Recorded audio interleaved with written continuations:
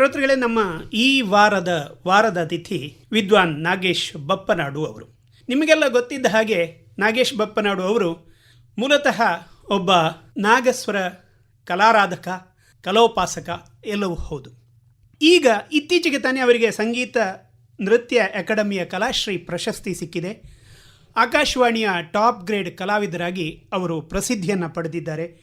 ಜೊತೆಗೆ ಕಾಂಚಿ ಕಾಮಕೋಟಿ ಆಸ್ಥಾನ ವಿದ್ವಾಂಸರಾಗಿ ಕೂಡ ಅವರಿಗೆ ಆ ಒಂದು ಭಾಗ್ಯ ಒದಗಿ ಬಂದಿದೆ.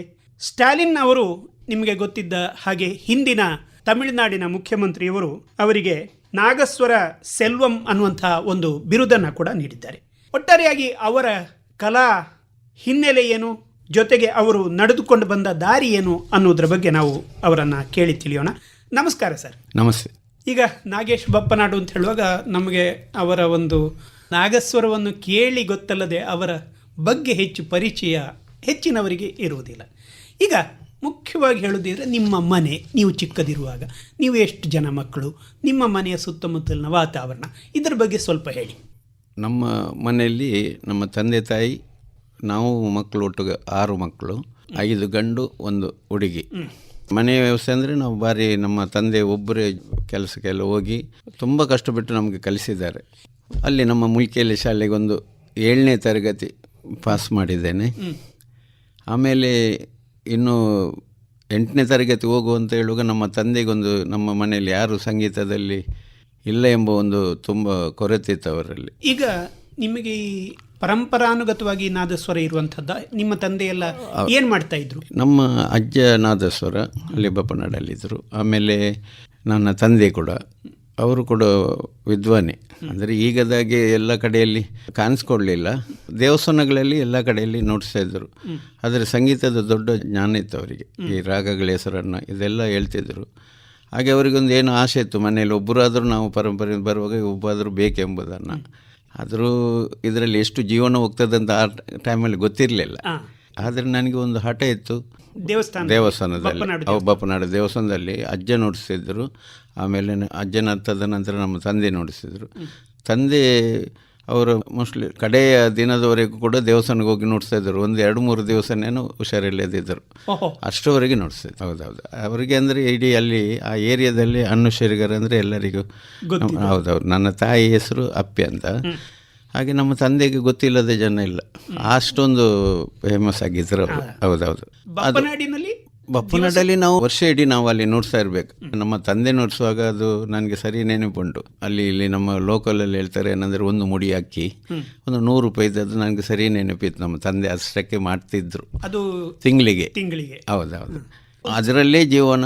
ಮತ್ತು ಹೊರಗೆ ಟೆಂಪಲು, ಅದು ಸಣ್ಣ ಮದುವೆಗಳೆಲ್ಲ ಹೋಗಿ ನಮ್ಮನ್ನೆಲ್ಲ ಸಾಕಿದ ಅಂತ ಒಂದು ಕಷ್ಟದ ಒಂದು ಪರಿಸ್ಥಿತಿ ಇದ್ದದ್ದು. ನೀವು ಶಾಲೆಗೆ ಹೋಗುವಾಗಲೇ ಈ ಪಾಠ ಎಲ್ಲ ಕಲ್ತಿದ್ದೀರಾ ಹೇಗೆ? ಹೌದು. ನಾ ಶಾಲೆಗೆ ಹೋಗ್ತಿರುವಾಗಲೇ ಅದೇ 6ನೇ 7ನೇಯಲ್ಲಿ ನಮ್ಮ ತಂದೆ ನುಡಿಸ್ತಿದ್ರು, ಕೇಳ್ತಾ ಇದ್ದೆ. ಆದರೆ ಈಗದಾಗೆ ಅಷ್ಟು ಜ್ಞಾನ ಇತ್ತು ಅಂತ ಹೇಳಲಿಕ್ಕೆ ಸಾಧ್ಯ ಇಲ್ಲ.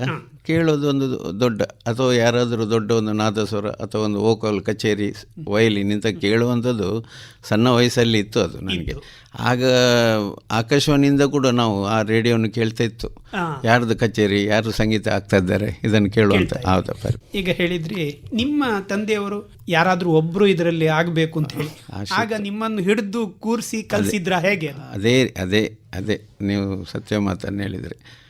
ಅವರಿಗೆ ನನ್ನನ್ನು ಹೇಗಾದರೂ ಮಾಡಿದ್ರಲ್ಲಿ, ನಮ್ಮ ಅಣ್ಣನಿಗೆಲ್ಲ ಕನ್ವಿನ್ಸ್ ಮಾಡಿ, ಬೇಡ ಅಂತ ನಿಂತು ಎಲ್ಲರಿಗೆ, ಇದರಿಂದ ಜೀವನ ಹೋಗೋ ಕಷ್ಟ. ಆದರೂ ಎಲ್ಲರಿಗೆ ಮಾತಾಡಿ ಇಲ್ಲೆಲ್ಲ ಅವನನ್ನು ಕಲಿಸಲೇಬೇಕೆಂಬ ಒಂದು ಉದ್ದೇಶದಿಂದ ಅವರು ಕಲಿಸಿದ್ದೌದೇ. ನೀವೀಗ 7ನೇ ಇರುವಾಗಲೂ ಆಗ ಬಂದು ಸಾಯಂಕಾಲ ಬಂದು ಕೂಡಲೇ ಅದೇ ಒಂದು ಅರ್ಧ ಗಂಟೆ ಆದರೂ ಪಾಠ ಮಾಡ್ತಿದ್ರು. ಅಂದರೆ ಆಗದ ಮಟ್ಟಿಗೆ. ಈಗ ಸಂಗೀತ ಸ್ವಲ್ಪ ಬೇರೆ ಆಗಿದೆ. ಕಲಿಸ್ತಿದ್ರು. ದೈವಸ್ಥಾನ ಈ ಥರದಲ್ಲಿ ಹೋಗ್ತಿದ್ದೆ ಸ್ವಲ್ಪ ಸಣ್ಣ ಮಟ್ಟಿನಲ್ಲಿ.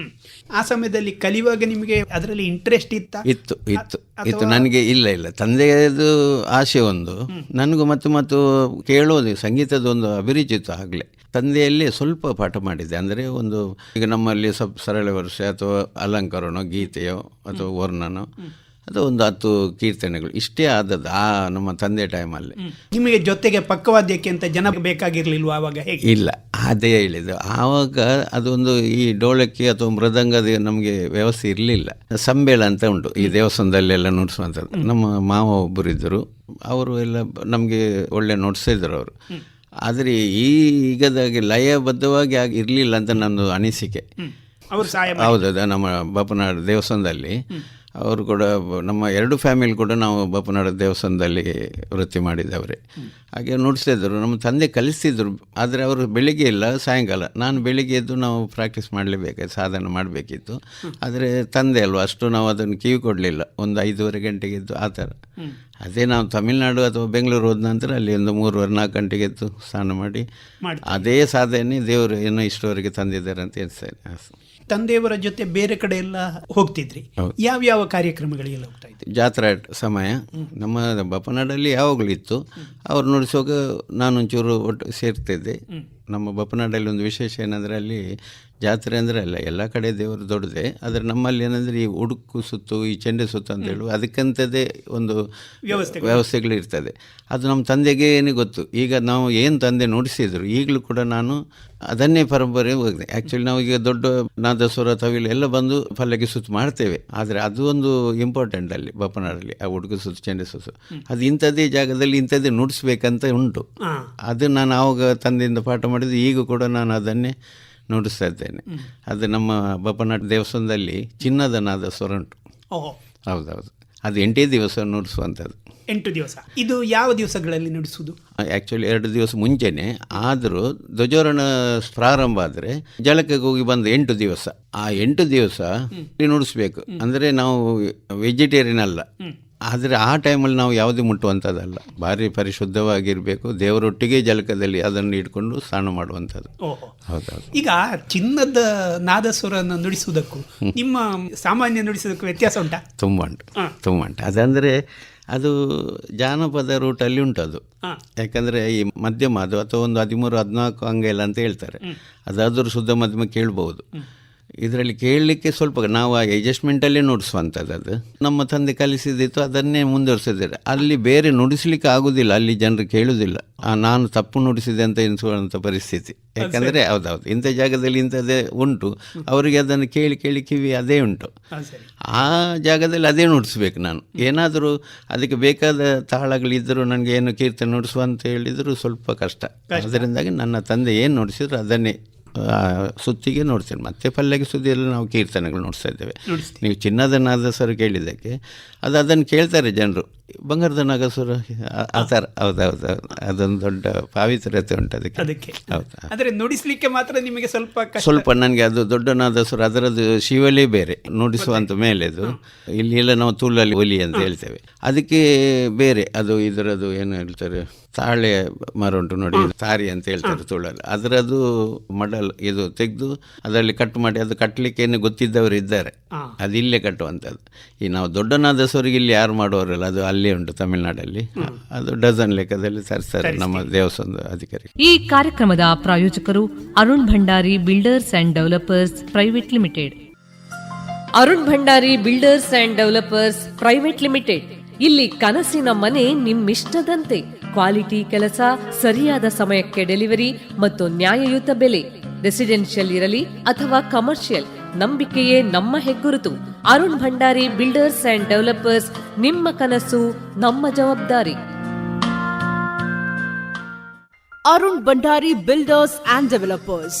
ಮನೆ ಖರೀದಿ ಅಥವಾ ನಿರ್ಮಾಣಕ್ಕೆ ನಿಮಗೆ ಬೇಕಾದಂತೆಯೇ ಇಂದಿನ ಕಾಲದ ಮನೆ ನಿರ್ಮಿಸುತ್ತೇವೆ. ಹೆಚ್ಚಿನ ಮಾಹಿತಿಗೆ ಸಂಪರ್ಕಿಸಿ 8904819565. ಈಗ ನಿಮ್ಮ ಪಾಠದ ಬಗ್ಗೆ ಬರೋದಿದ್ರೆ, ಇವಾಗ ಹೇಳಿದಾಗೆ ಅವರು ನಿಮ್ಮನ್ನು ಬೆಂಗಳೂರಿಗೆ ಕಳಿಸಿದ್ರು. ಈ ಬೆಂಗಳೂರಿಗೆ ಯಾಕೆ ಕಳಿಸಿದ್ರು? ಆವಾಗ ತಮಿಳ್ನಾಡುದು ಟಚ್ ಜಾಸ್ತಿ ಇರಲಿಲ್ಲ. ನಮ್ಮ ತಂದೆ ಭಾರಿ ಹುಡುಕ್ತಿದ್ದರು. ಮತ್ತು ನನಗೆ ಸಣ್ಣ ಪ್ರಾಯ 14-15 ವರ್ಷ. ತಮಿಳ್ನಾಡಿಗೆ ಭಾಷೆ ಬರ್ತಾ ಇಲ್ಲ. ಆಗ ಇಲ್ಲಿ ಕನ್ನಡ ಗೊತ್ತುಂಟು. ಮತ್ತು ನಮ್ಮ ತಂದೆ ಅಲ್ಲಿಗೆ ಯಾರೋ ಬಂದಿದ್ದರು ಇಲ್ಲಿಗೆ, ಅವರನ್ನು ಮೀಟ್ ಮಾಡಿ ಅಲ್ಲಿ ಮುನಿ ವೆಂಕಟಪ್ಪ ಅಂತ ಮಲ್ಲೇಶ್ವರ, ಬೆಂಗಳೂರಲ್ಲಿ ದೊಡ್ಡ ಕಲಾವಿದ. ಹೌದೌದು. ಹೌದು, ನಾನು ಹೋಗೋಗ್ಲಿ ತುಂಬ ಒಂದು 70 ವರ್ಷ ದಾಟಿ ಇರಬೇಕು ಆ ಟೈಮಲ್ಲಿ.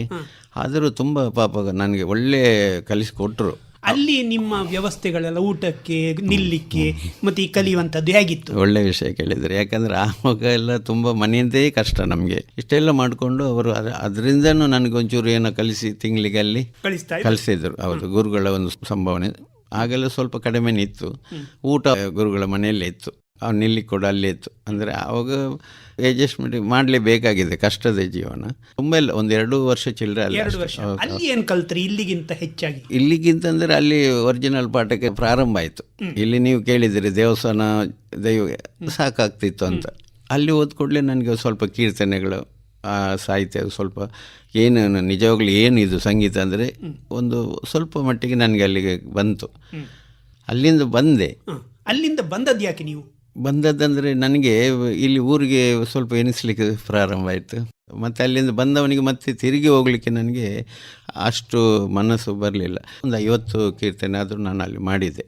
ಸಾಹಿತ್ಯಕ್ಕೆ ತುಂಬ ಪ್ರಾಮುಖ್ಯತೆ ಇರಲಿಲ್ಲ ಅಲ್ಲಿ. ನಮಗೆ ಖಾಲಿ ಸಂಗೀತ ಕಲ್ತರೆ ಸಾಲದು, ನುಡಿಸೋದು, ಸಾಹಿತ್ಯನೂ ಗೊತ್ತಿರಬೇಕು.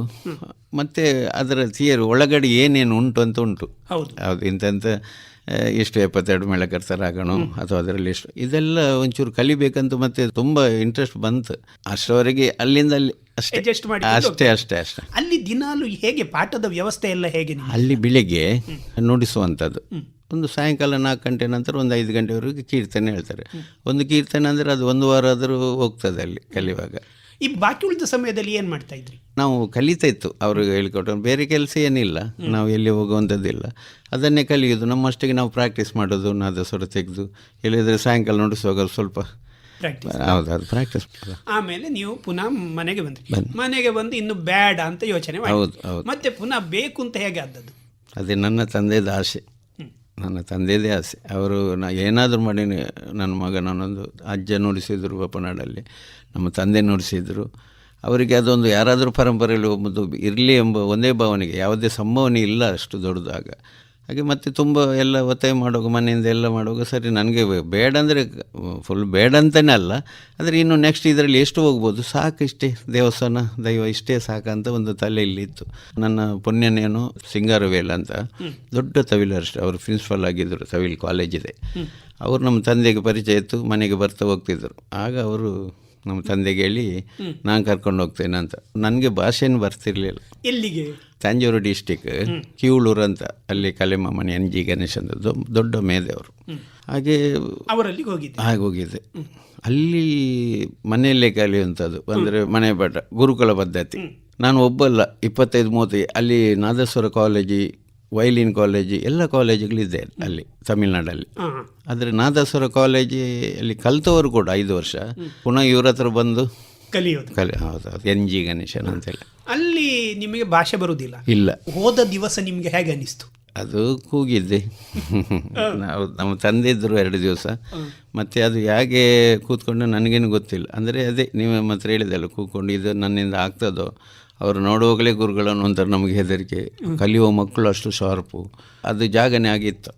ಮತ್ತು ದೇವ್ರ ದಯದಲ್ಲಿ 1 ತಿಂಗಳು ಹೋಗೋ ಸ್ವಲ್ಪ ಸರಿ ಆಯಿತು. ಮತ್ತೆ ಮಕ್ಕಳಿದ್ದರಲ್ವ, ಅವ್ರ ಹತ್ರ ಮಾತಾಡಿಕೊಂಡು, ಅವ್ರ ಮನೆ ಮಕ್ಕಳ ಹತ್ರ ಎಲ್ಲ ಮಾತಾಡಿ ತಮಿಳು ಸ್ವಲ್ಪ ಅಭ್ಯಾಸ ಆಯಿತು. ಅಲ್ಲಿ ಕನ್ನಡ ಅಥವಾ ಈ ಕಡೆ ಇಲ್ಲವೇ ಇಲ್ಲ, ತಮಿಳು ಒಂದು ಬಿಟ್ಟರೆ ಇಂಗ್ಲೀಷು ಮಾತಾಡ್ತಿದ್ದಾರೆ, ಬೇರೆ ಯಾವುದೇ ಭಾಷೆಯಲ್ಲಿ ನಡೀತಾ ಇಲ್ಲ. ಸುಮಾರು ಯಾವ ಸಮಯ ನಿಮಗೆ? ಎಷ್ಟು ಪ್ರಾಯ ಆಗ? 1981 ನನಗೆ 18-19 ವರ್ಷ. ಅನಿಸಿಕೆ ಸ್ವಲ್ಪ ಹೆಚ್ಚು ಕಡಿಮೆ ಇರ್ಬೋದು. ಸುಮಾರು ಎಷ್ಟು ವರ್ಷ ಅಲ್ಲಿ ಕಲ್ತ್ರಿ? ನಾನು ಅಲ್ಲಿ ಒಂದು 5-6 ವರ್ಷ ಇದ್ದೆ. ಕಂಟಿನ್ಯೂ ಆಗಿ 5 ವರ್ಷ ಅಲ್ಲೇ ಇದ್ದೆ. ಮನೆಯಲ್ಲಿ ಪಾಠ. ಅಲ್ಲಿಯ ವ್ಯವಸ್ಥೆ ಏನಂದರೆ ಸಂಗೀತದಲ್ಲಿ ಏನಾದರೂ ಸುಪ್ರೀಂ, ಅಲ್ಲಿ ಒಂದು ಏನಾದರೂ ಆಗಲೇ ಬರಬೇಕು. ಅದು ಅವ್ರಿಗೆ ಗೊತ್ತಾಗ್ತದೆ, ನಮ್ಮ ಗುರುಗಳಿಗೆ ನಿನಗೆ ಬರ್ತದೆ ಇಲ್ಲ ಎಂಬುದನ್ನು ಫಸ್ಟ್ ಹೇಳ್ಬಿಡ್ತಾರೆ. ಹಾಗೆ ಅವ್ರಿಗೆ ಖುಷಿಯಾಗಿದೆ, ನಾನು ಸ್ವಲ್ಪ ಕಲಿತಾ. ಹೌದು. ನಮಗೆ ಅಲ್ಲಿ ಒಂದು ಸಣ್ಣ ರೂಮು ನಮ್ಮ ತಂದೆ ಮಾತಾಡಿ ಬಂದಿದ್ರು. ಆಗ ಕಷ್ಟದ ಜೀವನ. ಊಟದ್ದು 300 ರೂಪಾಯಿ ನನಗೆ ನನ್ನ ತಂದೆ ಇಲ್ಲಿಂದ ತಿಂಗಳಿಗೆ ಕಲಿಸೋದು. ಅದರಲ್ಲಿ ನನ್ನ ರೂಮ್ ಬಾಡಿಗೆ ಕೊಟ್ಟು ಆಮೇಲೆ ಗುರುಗಳ ಕೈಯಲ್ಲಿ ಬಾಕಿದು ಕೊಡಬೇಕು. ಆಗ ರೂಮ್ ನನಗೆ ಅನಿಸ್ತದೆ 30 ರೂಪಾಯಿ 40 ರೂಪಾಯಿ, ಖಾಲಿ ಸ್ನಾನ ಮಲಗಲಿಕ್ಕೆ ಸಣ್ಣದೊಂದು ರೂಮ್. ಪಾಠ ಮನೆಯಲ್ಲಿ, ಊಟ ಮನೆಯಲ್ಲಿ. ಆಗ ನನಗೆ 250 ರೂಪಾಯಿನ ಅವ್ರಿಗೆ ಟೋಟಲ್ ಕೊಟ್ಟಿದ್ದು. ಈಗ ಜಾಸ್ತಿ ಆಗೋದು ಆ ಟೈಮಲ್ಲಿ. ಅವರು ಹಣದಾಚೆ ನೋಡಲಿಲ್ಲ ನನ್ನ ಗುರುಗಳು. ಅವ್ರಿಗೆ ಒಂದೇ ಕಲಿಸುವಂಥದ್ದು, ಕಲೀಲಿ ಅಂತ. ಬೆಳಿಗ್ಗೆ ಬೇಗ ಎದ್ದಿತ್ತು ನಾವು, 4 ಗಂಟೆ ಎದ್ದು ಸ್ನಾನ ಮಾಡಿ ಅಲ್ಲಿ ಜಾತಕ ಅಂತ ಹೇಳ್ತಾರೆ, ಅಂದರೆ ಸಾಧನೆಗೆ. ಒಟರದಲ್ಲಿ ದೊಡ್ಡ ದೇವಸ್ಥಾನಗಳು, ಅಕ್ಷಯಲಿಂಗ ಅಂತ, ಈಶ್ವರ ದೇವ, ಅಲ್ಲಲ್ಲಿ ಕಾರ್ನರಲ್ಲಿ ಒಬ್ಬೊಬ್ಬರು ಕೂತ್ಕೊಂಡು ಪ್ರಾಕ್ಟೀಸ್ ಮಾಡ್ತಾ ಇತ್ತು. ಆ 4 ಗಂಟೆ ನಾವು ಪ್ರಾಕ್ಟೀಸ್ ಮಾಡುವಾಗ ಕೂಡ ಇವರು ನಮ್ಮ ಗುರುಗಳು ದೂರದಿಂದ ಬಂದು ಎದ್ಕೊಂಡು ಮನೆ ಹತ್ತಿರೋದು, ಎಲ್ಲಿಂದ ಏನು ಸೌಂಡು, ಏನಾದರೂ ಅಪಸೌಂಡ್ ಬರ್ತದೆ ಕೇಳ್ತಾ ಇದ್ದರು.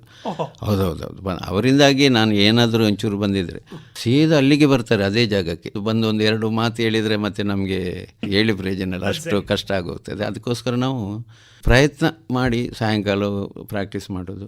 ಅವರು ರಾತ್ರಿ 12 ಗಂಟೆವರೆಗೆ ನಮಗೆ ಕೀರ್ತನೆ ಪಾಠ ಮಾಡ್ತಿದ್ರು.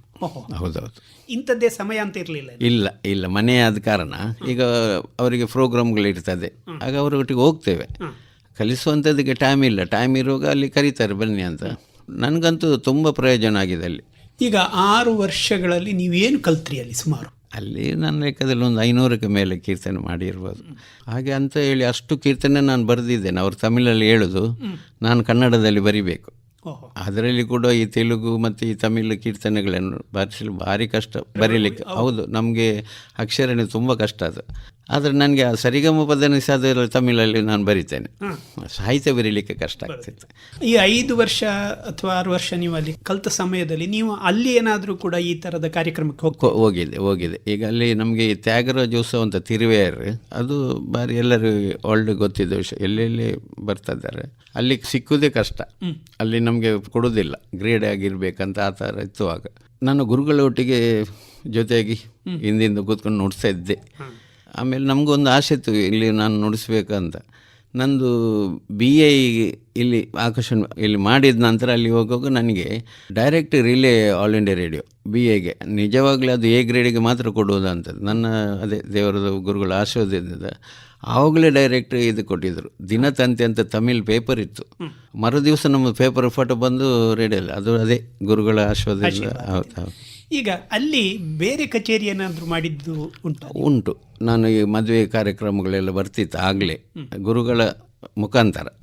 ಈಗ ನಾನು ಇಲ್ಲಿ ಮಂಗಳೂರಲ್ಲಿ ಕಲಿತು ಬಂದ ನಂತರ ನಾನು ಈಗ ಚೆನ್ನೈಯಲ್ಲಿ ಅಲ್ಲೆಲ್ಲ ಪ್ರೋಗ್ರಾಮ್ ಕೊಡ್ತಾ ಇದ್ದೆ.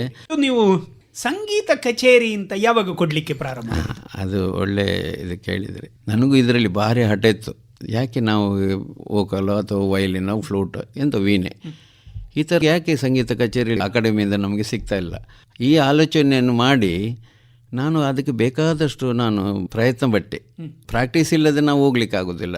ಅಕಾಡೆಮಿ ಕರೆಯೋದು ಅಂದರೆ ಅಲ್ಲಿ ಏನು ಒಂಚೂರು ಆಚೆ ಆದರೂ ಅಲ್ಲಿ ಅಷ್ಟು ಜನ ಇದ್ದಾರೆ ಹೇಳಲಿಕ್ಕೆ ಇದು ಸರಿ ಇಲ್ಲ ಅಂತ ಹೇಳೋದು. ಆದ್ದರಿಂದಾಗಿ ತುಂಬ ಪ್ರಯತ್ನ ಪಟ್ಟು ಕಲಿತೆ. ಹಾಗೆ ಇಲ್ಲಿ ಮಣಿಕೃಷ್ಣ ಅಕಾಡೆಮಿ ಅಥವಾ ಸಂಗೀತ ಪರಿಷತ್ತು, ಉಡುಪಿ ರಾಗದಾನ, ಯಾಕೆಂದರೆ ಒಂದೇ ಮಾತು, ಆಗ ಈಶ್ವರ್ಯ ರಾವ್ ಅವರಾಗ ವಿಮರ್ಶಕ ಇದು ಸಂಗೀತ. ಹೌದೌದು, ಅದರಲ್ಲಿ ರಾಜಿ ಇಲ್ಲ ಅವರದು. ಆಗ ನಾನು ನುಡಿಸಿದ್ದು ಉದಯವನಲ್ಲಿ ಒಂದು ಅದಕ್ಕಂತಲೇ ಒಂದು ಕಲಾ ಸಂಪದ ಅಂತ ಇತ್ತು. ಅದರಲ್ಲಿ ನಂದು ಫಟೋಕ್ಕೆ ಎಲ್ಲ ಹಾಕಿದರು. ಆದರೂ ಅವರು ಒಂದು ವರ್ಡ್ ಕೊಟ್ಟರು, ಕಬ್ಬಿಣದ ಕಡಲೆ ಏನೋ ಮುಟ್ಟಿದ್ದೀರಿ, ಅದೊಂದು ದರ್ಬರಾಗ ನುಡಿಸಿ ನಾವು ನುಡಿಸಿದ್ದು, ತುಂಬ ಒಳ್ಳೆ ನುಡಿಸಿದ್ದೀರಿ, ಆದರೂ ಇನ್ನೂ ಸಾಧನೆ ಬರುವಂಥದ್ದು ಉಂಟಂತ ಕೊಟ್ಟಿದ್ದರು. ಆ ಉದಯನ್ ಪೇಪರ್ ನನ್ನ ಹತ್ರ ಇವತ್ತಿನವರೆಗೆ ನಾನು ತೆಗೆದಿಟ್ಟಿದ್ದೇನೆ. ಅದರಿಂದ ನನಗೆ ಆ ದಿವಸ ನನಗೆ ಸ್ವಲ್ಪ ಮನಸ್ಸು ಆಚೆ ಇದ್ದರು, ಅದರಿಂದಾಗಿ ನಾನು ತುಂಬ ಕಲಿತೆ. ಹೌದೌದು. ಹೀಗೆ ಬೇರೆ ಬೇರೆ ಕಡೆಗೆ ಕಾರ್ಯಕ್ರಮಗಳೆಲ್ಲ ಕೊಡ್ತಾ ಇರುವಾಗ ಆಕಾಶವಾಣಿಯಲ್ಲಿ ಮೊದಲ ಕಾರ್ಯಕ್ರಮ ಕೊಟ್ಟದ್ದು ಯಾವಾಗ? ಅದೇ 84-85 B ಗ್ರೇಡ್ಗೆ. ಅದು ಎಲ್ಲರೂ ಹೇಳ್ತಿದ್ರು ಆಕಾಶವಾಣಿ ಸಾಧ್ಯನೇ ಜಿ, ಆಕಾಶವಾಣಿಯಲ್ಲಿ ಪಾಸ್ ಆದರೆ ಅದು ದೊಡ್ಡದು ಮ್ಯಾಟ್ರ್. ಎಕ್ಸಾಮ್ ಕೂತ್ಕೊಳ್ಳಿ ಬೇರೆ, ಜೂನಿಯರ್ ಸೀನಿಯರ್ ಅಂತ ಹೇಳ್ತಾರೆ. ಆಕಾಶವಾಣಿಯಲ್ಲಿ ಆಡಿಷನ್ ಹೇಗೆ ಕೊಡೋದು, ಭಾರಿ ಭಯದಲ್ಲಿತ್ತು. ಆದಷ್ಟು ಸಾಧನೆ ಮಾಡಿದೆ. ಆದರೂ ಇಲ್ಲಿ ಬರುವಾಗ ಅಲ್ಲಿ ಎಕ್ಸಾಮ್ ಅಂತ ಕೆಳಗೆ ಕೂತ್ಕೊಳ್ಳುವಾಗ ಒಂಥರ ಶೇಕಿಂಗ್ ಆಗೋದು, ನಾವು ಹೇಳಿದಾಗೆ ಕೇಳ್ತಾ ಇಲ್ಲ. ಅದು ಶಿವಳ್ಳಿ ಅಂತ ಹೇಳಿದ, ಅದು ಅಲ್ಲಿ ಇದಾಗುವಂಥದ್ದು. ಅದೇ ಮನಸ್ಸು ನೋವಲ್ಲಿ ನುಡಿಸಿ ದೇವರಿಗೆ ಕೈ ಮುಗಿದು ಶಾಲೆಯಲ್ಲಿ ಪರೀಕ್ಷೆಗೆ ಹೋಗುವಾಗ ಹೇಗೆ ಮಾಡ್ತೇವೆ ಅದೇ ರೀತಿ. ನನಗೆ ಏನದು ದೇವ್ರದೇ ಗುರುಗಳದು ನಮ್ಮ ತಂದೆ ತಾಯಿದು ಆಶೀರ್ವಾದದಿಂದ ಪ್ರಾರಂಭದಲ್ಲಿ ನನಗೆ ರಿಸಲ್ಟ್ ಒಳ್ಳೆ ಬಂದು, ಆಮೇಲೆ ಸ್ವಲ್ಪ ಧೈರ್ಯ ಬಂತು. ನನಗೊಂದು ದೊಡ್ಡ ಸಿಗೆ ಅಂದರೆ B ಗ್ರೇಡ್ ಬಂತು. ನಮಗೆಲ್ಲ ಅದು ಎನಿಸುವಂಥದ್ದಲ್ಲ ನಾವು ಕಲೀಲಿಕ್ಕಿರುವಾಗ. ಆಮೇಲೆ ನಮ್ಮ ಆಕಾಶವಾಣಿದೇ ಕಲಾವಿದರಿದ್ದಾರೆ, ಎಲ್ಲ ದೊಡ್ಡ ದೊಡ್ಡ ಕಲಾವಿದರಿದ್ದರು. ಅವರೆಲ್ಲ ಹೇಳಿದರು, ಯಾಕೆ ನೀನು BAಗೆ ಹಾಕಲ್ಲ, ಹಾಗೆ ಪ್ರಾಕ್ಟೀಸ್ ಮಾಡಿ ಬರ್ತದಪ್ಪ ನೀನು. ಆಗ ನಾನು ಪುನಃ ಆಡಿಷನ್ಗೆ ಹಾಕಿದೆ BAಗೆ. ಅದು ದೇವ್ರ ದಯದಲ್ಲಿ ಒಂದೇ ಟೈಮಲ್ಲೇ ಆಗೋಯಿತು. ಸ್ವಲ್ಪ ವರ್ಷದ ನಂತರ A ಗ್ರೇಡಿಗೆ ಹಾಕುವಂತಾಯಿತು. ಅದು ದೇವರು ಒಂದೇ ಟೈಮಲ್ಲೇ ಆಯಿತು. ಮತ್ತು ಆವಾಗ ಈ ಟಾಪ್ಗೆ ಕೂತ್ಕೊಳ್ಳೋಕೆ 10 ವರ್ಷ ಆಗಬೇಕಂತ ಉಂಟು ಎ ಗ್ರೇಡ್ ಅಂತ ತಮಗೆ ಗೊತ್ತಿದ್ದ ವಿಷಯ. ಹಾಗೆ ಆ 10 ವರ್ಷಕ್ಕೆ ಆದೆ. ಆ 10 ವರ್ಷ ಆಗೋಗ್ಲಿ ಅದಕ್ಕೆ ಕೂಡ ನಾವು ರೆಕಾರ್ಡಿಂಗ್ ಮಾಡಿ ಕಲಿಸಾಯಿತು. ಮೋಸ್ಟ್ಲಿ ತಾವು ಇದ್ದಿರಿ ಆಗ, ನೀವೇ ಕಲಿಸಿರಬೇಕು. ಇಷ್ಟೆಲ್ಲ ಇದಾಗುವಾಗ ಮುಖ್ಯವಾಗಿ ಏನಾಗ್ತದೆ ಅಂತ ಹೇಳಿದರೆ, ನಮ್ಮಲ್ಲಿ ಟಾಪ್ ಗ್ರೇಡ್ ಅಂತ ಹೇಳಿ ಕಲಾವಿದರನ್ನು ಮಾಡುವುದು ಬರೇ ಅದು ನಾದಸ್ವರದ ಪರೀಕ್ಷೆ ಅಲ್ಲ. ಯಾಕಂದರೆ ಅವರ ಸರ್ವಾಂಗೀಣ ಬೇರೆ ಬೇರೆ ಕಡೆಯಲ್ಲಿ ಅವರು ಮಾಡಿದ ಸಾಧನೆಯ ಬಗ್ಗೆ ಅದನ್ನು ಕೂಡ ನಮ್ಮ ಇದರಲ್ಲಿ ಗುರುತಿಸ್ತಾರೆ. ನಿಮ್ಮ ಬೇರೆ ಬೇರೆ ಕ್ಷೇತ್ರಗಳಲ್ಲಿ ಮಾಡಿದ ಕೆಲಸಗಳೆಲ್ಲ ಏನೇನಿತ್ತು? ನಾನು ಇಲ್ಲಿಗೆ ಸಾಕ್ಸೆಫೋನದ್ದು ಕಲೆಮಾಮನಿಯವರು ಕದ್ರಿ ಗೋಪಾಲನಾಥ್ ಪದ್ಮಶ್ರೀ ಅವರು ಇರುವ ಟೈಮಲ್ಲಿ ನನಗೆ ಅವ್ರದ್ದು ಸ್ವಲ್ಪ ಹತ್ತಿರ, ನಾವು ಅವರು ಚೆನ್ನೈಯಿಂದ ಬಂದ ಕೂಡಲೇ ನನಗೆ ಫೋನ್ ಮಾಡ್ತಾರೆ. ಅವರ ಒಂದು ಒಟ್ಟಿಗಿದ್ದ ಇದರಿಂದಾಗಿ ಕೆಲವು ಅವರಿಂದ ನಾನು ಕಲಿತದ್ದು ಉಂಟು. ಇಲ್ಲಿ ಹೇಗೆ ಒಂದು ಕಚೇರಿ ಅಂದರೆ ಹೋಗೋದು ಹೇಗೆ, ಅಲ್ಲಿ ಏನು ಮಾಡಬೇಕು, ಈ ಥರ. ಆವಾಗ ಎಲ್ಲರೂ ನಾವು ಇಲ್ಲಿ ಒಂದು ವಾದ್ಯ ಕಲಾವಿದರ ಹಿತರಕ್ಷಣಾ ವೇದಿಕೆ ಅಂತ ಮಾಡಿತ್ತು 2 ಡಿಸ್ಟಿಕ್ಕಿದು. ಹೆರಿಕ್ ಓಜೋರಿ ಅಂತ ಅವರು ತೀರ್ಕೊಂಡ್ರು. ಅವರು ಇದ್ದರು. ಅವರು ಹೇಳಿದರು ಬ್ರಾಸ್ ಬ್ಯಾಂಡ್ ನೀವು ಎಲ್ಲ ಒಟ್ಟಿಗೆ ಸೇರಿ ನಾವೊಂದು ಸಂಸ್ಥೆ ಮಾಡಬೇಕಂತ. ಆಗ ಅಧ್ಯಕ್ಷ ನನ್ನನ್ನು ಮಾಡಿದರು. ಕದ್ರಿ ಗೋಪಾಲನಾಥ್ ಅವರು ಗೌರವ ಅಧ್ಯಕ್ಷ ಆಗಿದ್ದರು. ಅದು ಯಾಕಾಗಿ ಮಾಡಿದ್ದದು? ಅದು ನಾವು ಈ ಕಲಾವಿದರನ್ನು ಕೇಳುವವರು ಸ್ವಲ್ಪ ಕಡಿಮೆ ಇತ್ತು ಆಗ. ಈ ಮಾಸಸನ ಏನಾದರೂ ನಾನು ಅದರ ಇರುವಾಗ ತುಂಬ ಜನಕ್ಕೆ ನಾನು ತೆಗೆಸಿಕೊಟ್ಟಿದ್ದೆ. ನಾನದು ಅಲ್ಲಿ ಬೆಂಗಳೂರು ಹೋಗಿ ಸಂಸ್ಕೃತಿ ಇಲಾಖೆ ಅದು ಅರ್ಜಿಗಳನ್ನು ಕೊಟ್ಟು ಸಾಧ್ಯದಷ್ಟು ಮಾಡಿದ್ದೇವೆ, ಎಲ್ಲವನ್ನು ಮಾಡಿದ್ದೇವೆ ಅಂತಲ್ಲ. ಹೋಗಿ ಅವರಿಗೆ ಒಂದು ಮಾಸ ತಿಂಗಳಿಗೆ ಏನು 1 ಸಾರ ಎಲ್ಲ ಬರುವಂಥದ್ದು ಪಾಪದವರನ್ನೆಲ್ಲ ಮಾಡಿದ್ದುಂಟು.